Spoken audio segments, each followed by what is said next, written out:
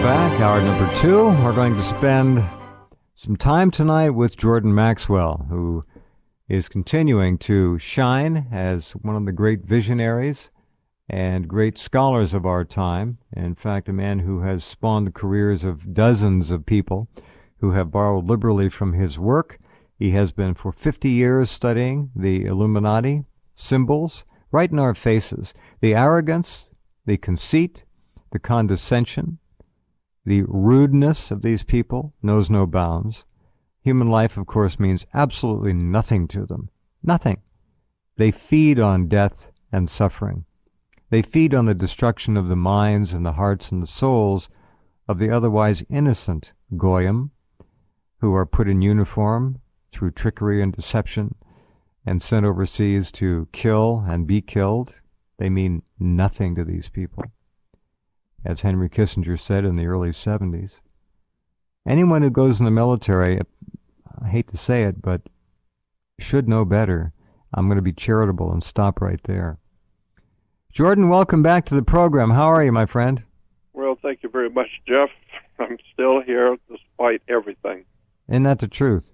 Yeah, it's an incredible world. Who would have ever thought we would find our country and our lives in the disarray and the profound totalitarian regime that we find ourselves in now. It's no longer. It's not our country anymore. This is not our country. No, of course not. Of course not. It's gone. So,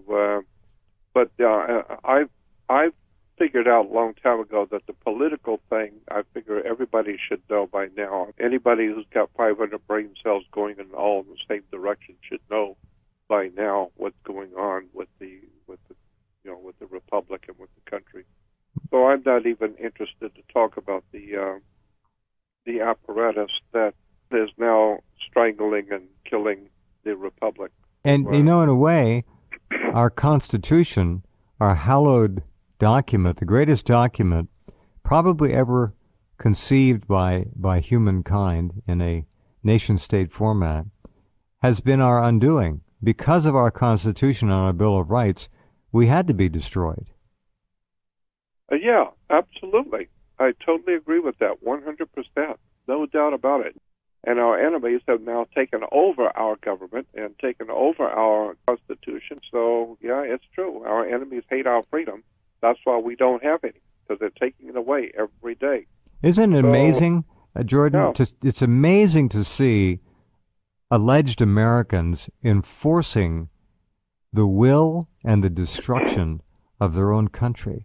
And what doing it, they are the dumbest asses in history. Today, our enemies are here, and the people, unfortunately, don't see the importance of it because it has nothing to do with basketball. So, no. What else can I say? Exactly. Here's a little quickie. I played this last hour. I want to play it again. It's Wesley Clark in 2007, looking back just after 9/11. In fact, on September 20th, he is making an observation of what he ran into in the Pentagon 9 days after September 11th. It merits repeating. About 10 days after 9/11, I went through the Pentagon and I saw Secretary Rumsfeld and Deputy Secretary Wolfowitz. I went downstairs just to say hello to some of the people on the Joint Staff who used to work for me. And one of the generals called me in. He said, "Sir, you got to come in. You got to come in and talk to me a second." I said, "Well, you're too busy." He said, "No." He says, "We've made the decision. We're going to war with Iraq." This was on or about the 20th of September. I said, "We're going to war with Iraq. Why?" He said, "I don't know." He said, "I guess they don't know what else to do." So I said, "Well, did they find some information connecting Saddam to Al-Qaeda?" He said, No. He says, "There's nothing new that way. They've just made the decision to go to war with Iraq." He said, "I guess it's like we don't know what to do about terrorists, but we've got a good military and we can take down governments." And he said, "I guess if the only tool you have is a hammer, every problem has to look like a nail."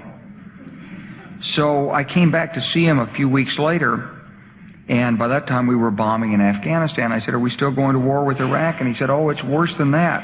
He said, he reached over on his desk, he picked up a piece of paper, he said, I just got this down from upstairs," meaning the Secretary of Defense's office today, and he said, This is a memo that describes how we're going to take out 7 countries in 5 years, starting with Iraq and then Syria, Lebanon, Libya, Somalia, Sudan, and finishing off Iran.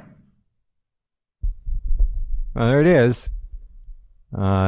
It's all planned. No accidents and no coincidences. Nope. No. All right, Jordan, I'm going to suggest something here. I think that this has been engineered to the extent that what we're seeing now is the unprecedented takeover of the mass psyche of not only this country, but of the world in general. And there is any part of the world that has exposure to the mass media, promulgated, of course, and injected into the subconscious by television, primarily. I believe now that the mass media combine in this country, whether it be People magazine in print, whether it be MTV and all the rest of the visual things, whether it be just audio via the music, doesn't matter. I believe that that combine of media is now, to a large degree, the actual virtual consciousness and brain of the majority of the masses of this country. I believe it thinks for them. I believe it decides for them. I believe they are hopelessly, irrevocably consulting with it 24 hours a day without even knowing it, because of the ability to project into the subconscious and the conscious mind all the time the imagery, the thoughts, the processes, the boundaries. I believe we are living now with people in a secondary role to a virtual consciousness and a brain that has been created with utter and full intent. Is that Absolutely. Off the wall too much, Jordan? No, I think that's precisely stating the situation exactly. There is a very important book that came out many years ago that you really need to know, and you probably already know about it, but everyone should get a copy. It's called 4 Arguments for the Elimination of Television, of course. Sure. And it's an extraordinarily expose of how television was produced, who did it, how they did it, and why they did it. So you're right. It's a mass consciousness that has now engulfed the world. But it's not human. No, not at all.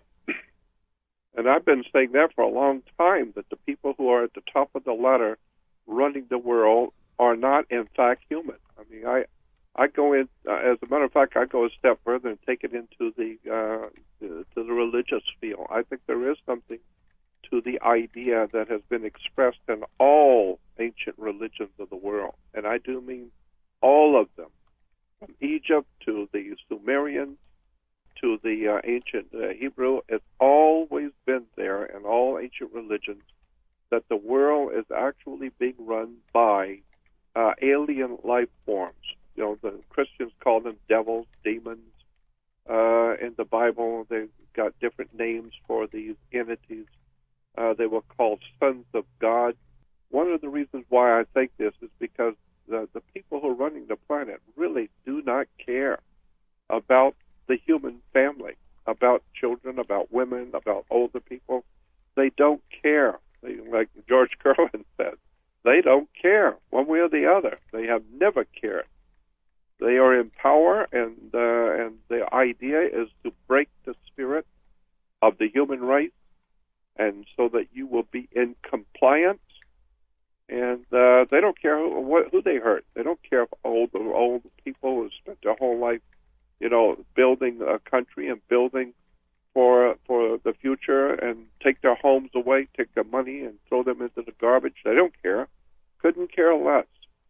So I do believe that there is a spiritual component to what we're seeing going on. We are being ruled by evil men. And, I don't know what to do about it, because it's a cosmic problem. It hasn't got anything to do with politics now. It has nothing to do with saving America. Nothing at all. No. Agreed. Our problem is saving the whole human race. Well, it's not going to happen. I'm sorry. Nope. They're going to end up doing what they want, and what they want is to reduce it by 80% or more. They'll do that any time they want. And if they were ever challenged, Jordan, with any kind of an insurrection planet-wide by humankind. They'll just go to the shelf and pull down a freeze-dried organism or 10 and turn them loose, and that'll be the end of people. It's absolutely doable and ready to go right now. There is no way to resist. Resistance is futile. I'm sorry, the door is closed. I've been saying that for years, and people I know you have. condemn me, but I've been saying, if you just look at the facts of life and how life works. The science is owned by the dark side. The science is owned by evil. Of course. Every single time someone comes up with something that will help the human race, some great invention, immediately it's taken over by government. It is national security taken over. A classic example is Royal Rife. His work, well, he's gone. They took care of him quick. And whatever it was he did, they got rid of that as quick as possible. And Stanley Meyer. Stanley Meyer, the scientist who discovered how to simply and efficiently crack hydrogen out of water, had a water-propelled car, a dune buggy, 130 miles to the gallon, and they murdered him in his own hometown restaurant. That's on YouTube video. Stanley Meyer, M-E-Y-E-R. If you haven't seen the video, go look it up. Now, years ago, you were the first one to point out that semantics were one of the prime weapons. Black is white, up is down, war is peace, and so on. Well, Obama, that subhuman cretin, or cretin, however you'd like to pronounce the word, gave a speech today, which I certainly didn't watch. But the headline on CNN says, Obama, not acting in Libya, quote, would have been a betrayal of who we are. Now, what he's trying to say, of course, is that we would have let down our democratic ideals, but in point of fact, if we hadn't acted and aren't acting and slaughtering in Libya, it would have been a betrayal of who we are, because who we are is a slaughterer of humanity. We are the great Satan. We are the most evil country, arguably, in the history of the planet. And don't talk to me about Germany and World War II. You can bring up Soviet Russia and Stalin. I'll entertain that. But the totality of what's going on right now, with the United States literally being the bitch of the controllers and doing its killing, getting blood all over it, has never been duplicated, to my knowledge. This is an incredible parasitized relationship of the most heinous alleged human behavior that I have ever seen. And you see how really deep and bad this thing really is, and in your face at the airport. When I go to the airport, I was just there a couple of days ago, and all you see are big, fat, useless retards walking around, high-fiving each other, loud-mouth, arrogant, loud-mouth, walking around with their badges and making sure that everybody, all Americans, are in compliance with the government arrangements. Everybody's got to be in compliance. And then outside you see everywhere police cars, all kinds of security. That's where we are. We've lost our freedom. We've lost the country. We've lost it all.